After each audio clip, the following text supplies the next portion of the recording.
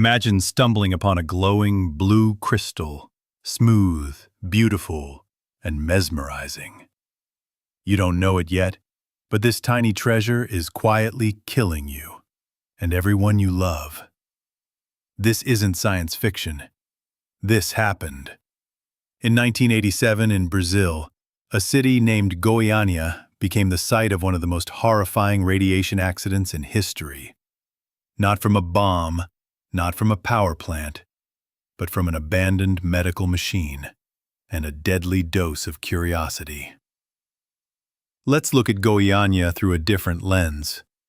Not just as a nuclear disaster, but as a perfect storm, where poverty, ignorance, and neglect collided with one of the most dangerous substances on Earth, cesium-137.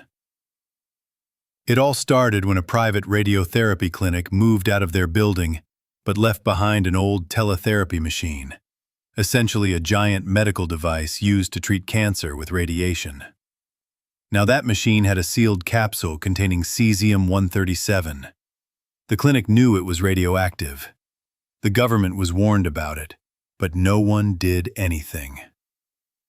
It sat there, abandoned, unguarded for months. On September 13, 1987, two scavengers, Roberto and Wagner, broke into the old building. They weren't criminals. They were looking for scrap metal to sell. When they found the strange machine, they thought it might be valuable. So they took it apart with hammers and screwdrivers, hauling it home in a wheelbarrow. Inside, they found a small canister, a capsule, and inside that, a blue glowing dust. The light was hypnotic, magical. Roberto thought he had found something valuable, maybe even supernatural, something to be shared. He was right, but not in the way he imagined. The capsule ended up in the hands of a junkyard owner named Devire Ferreira. He saw the glow and thought it was a gift from God. He showed it to his family. He scraped some of it out and gave it to neighbors. He rubbed it on his skin.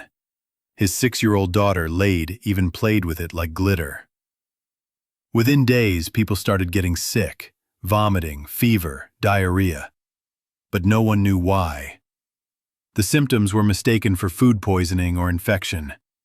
Meanwhile, the cesium dust was spreading like wildfire. On clothes, on furniture, on skin. It was even swept into the streets by a cleaning lady.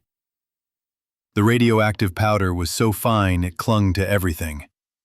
By the time authorities figured out what was happening, the damage had already been done.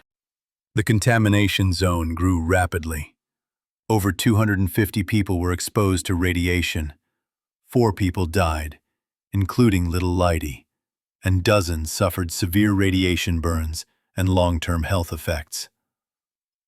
Authorities had to demolish homes, bury contaminated soil, and confiscate over 40 houses and 14 tons of material. Entire neighborhoods were treated like nuclear waste. But the horror wasn't just physical. It was social. People who had been exposed were ostracized. Supermarket workers refused to serve them. A hospital evacuated when a Goiânia victim came for treatment. Fear spread faster than the cesium. This wasn't just a freak accident. It was a failure on many levels. The clinic left behind a radioactive device with no warning. The government ignored multiple reports about the machine. The public had no education about radiation safety. In the end, the Goiânia accident wasn't just about radiation. It was about how society treats its poor, how neglect creates vulnerability, and how beauty can be deadly when seen through the wrong lens. The glowing dust that lit up a junkyard in Brazil wasn't a miracle. It was a warning. A tragic reminder that in a world full of forgotten corners and invisible dangers, sometimes the deadliest things are the ones that shine the brightest.